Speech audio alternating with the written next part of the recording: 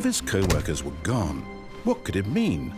Stanley decided to go to the meeting room. Perhaps he had simply missed a memo.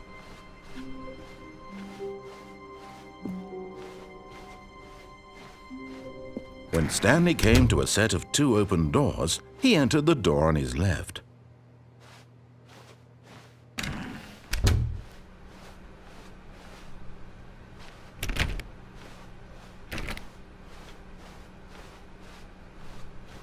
Yet there was not a single person here either. Feeling a wave of disbelief, Stanley decided to go up to his boss's office, hoping he might find an answer there.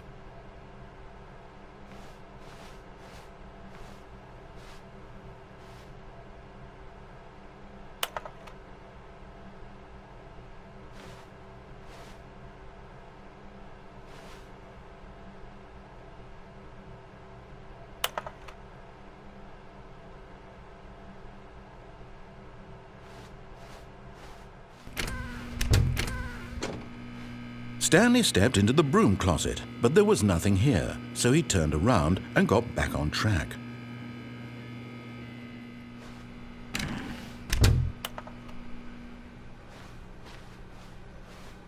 Coming to a staircase, Stanley walked upstairs to his boss's office.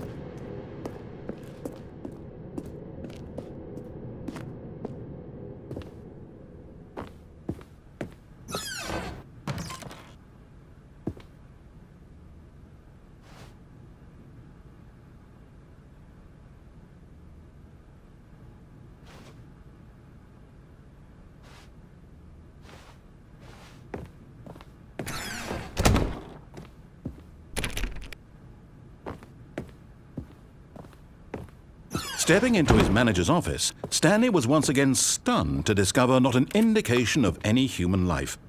Shocked, unraveled, Stanley wondered in disbelief who orchestrated this. What dark secret was being held from him? What he could not have known was that the keypad behind the boss's desk guarded the terrible truth that his boss had been keeping from him. And so the boss had assigned it an extra secret PIN number, 2845. But of course, Stanley couldn't possibly have known this. Yet incredibly, by simply pushing random buttons on the keypad, Stanley happened to input the correct code by sheer luck. Amazing! He stepped into the newly opened passageway.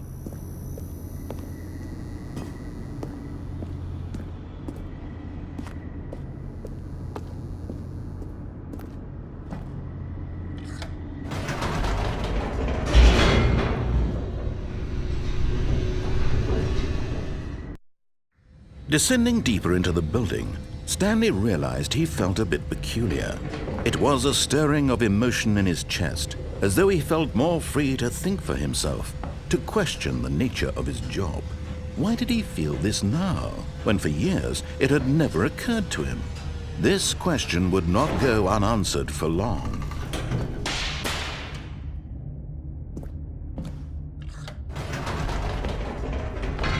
Whoops, nope.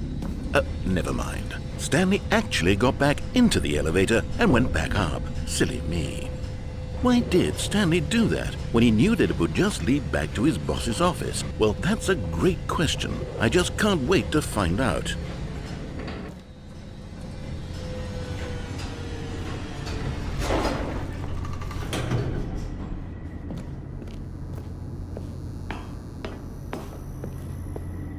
Here we are, Stanley. It's your boss's office. Exactly the way it was before you got onto the elevator. It's still just exactly what it is. What a decision you've made to come up here and look at the office again.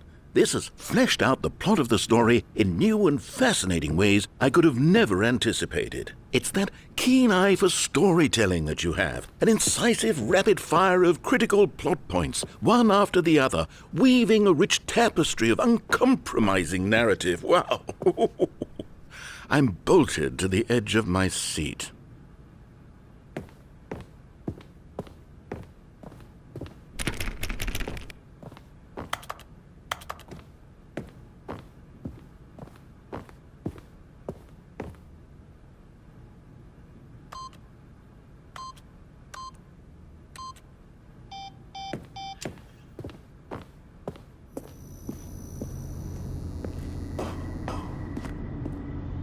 Incredible. Now he's getting back into the elevator and going down again. Ladies and gentlemen, how does he keep coming up with all of this?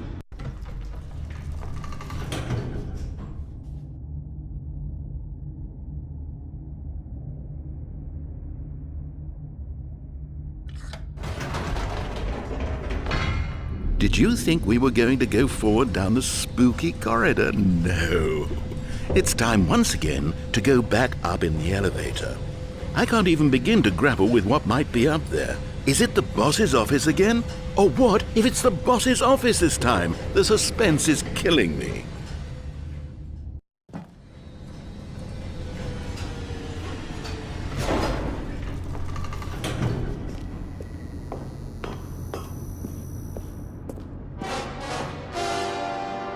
Oh my God, it's the boss's office. This absolutely changes everything for me. Give me a time out here for a minute while I process this.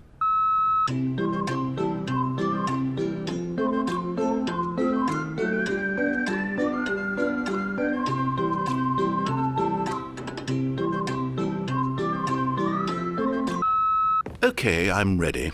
I'm prepared to embrace this stunning revelation and to move forward with... No! No, wait! No! I need more time to process.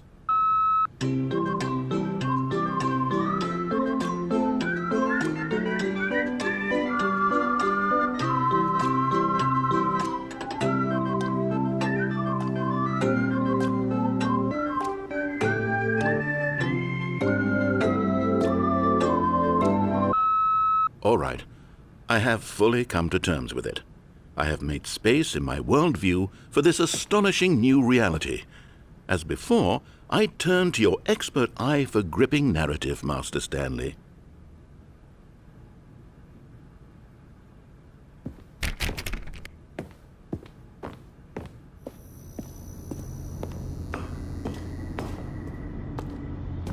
Of course, going back down in the elevator.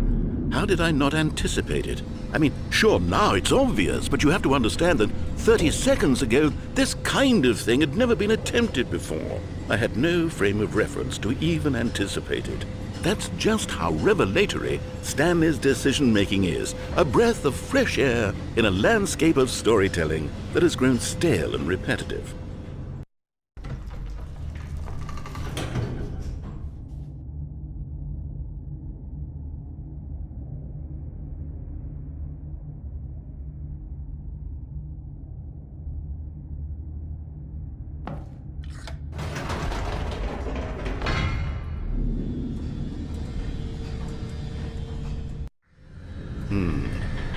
You know what? I've just thought of something. Hold on, let's stop for a moment. Don't you realize? It's the anticipation, Stanley. You and I, we have no way of knowing what will be at the top of this elevator. But the suspense, the agony of waiting and anticipating and having to guess, that's the real thrill. Oh, I simply don't want to let that feeling go. It's so precious, so fleeting.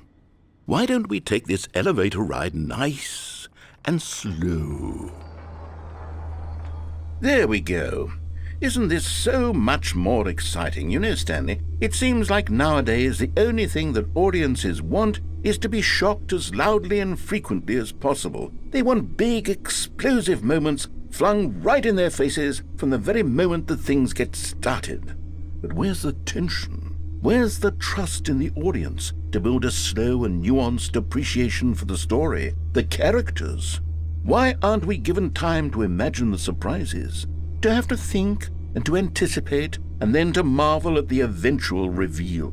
This is storytelling, Stanley. What you and I are doing right now. This is the most exciting narrative to be developed in years, and it's really all because of you. You're the one who took this bold step of revisiting the exact same locations over and over. Truly, I mean it. This is unique and different. It's not like anything else out there. You see, I want stories that surprise me, Stanley. I want to have to think. I want to be engaged and not pandered to. We're being fed such unimaginative drivel all the time, and we all know it, which is why we're so starved for content that makes us feel sharp and vital and alive. That's why people like you so much, Stanley. Because you're not afraid to spit in the face of tradition. You're a role model, you know? People look up to you. Which is why, though I didn't know when to spring this on you, but, well, I've gathered a little press conference for you, so that you can talk about your work and your storytelling and your life. Yes, I know you're not much for the public eye, but I thought it would especially mean a lot to the people who have been following you from the beginning. They really look up to you, Stanley. I don't know if you realize the impact you have on them. This is the kind of gesture that might leave a tremendous impact on them for the better. Oh good, we're here. Okay, the room where we're holding the press conference should be just around the corner here somewhere.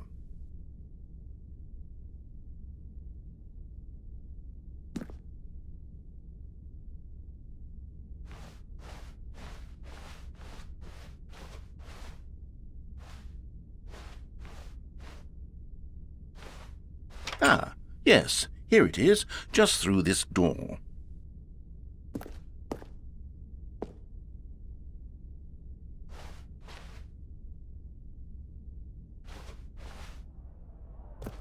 All right, are you ready? I've told them you're going to speak a little bit about the nature of surprise in storytelling and what it means to craft a truly unpredictable narrative. Oh, don't worry, you'll do great. Just be yourself and speak from the heart. I'm really proud of you, Stanley. Okay, it looks like they're ready for you. Go get 'em.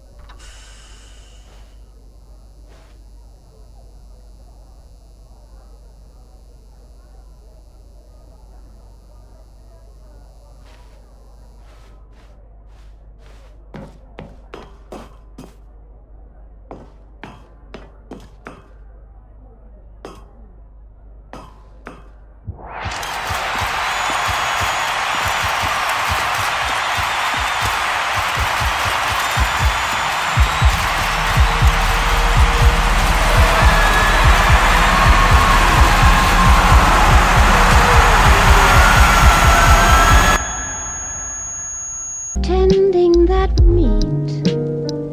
Each time I turn a corner, I walk a little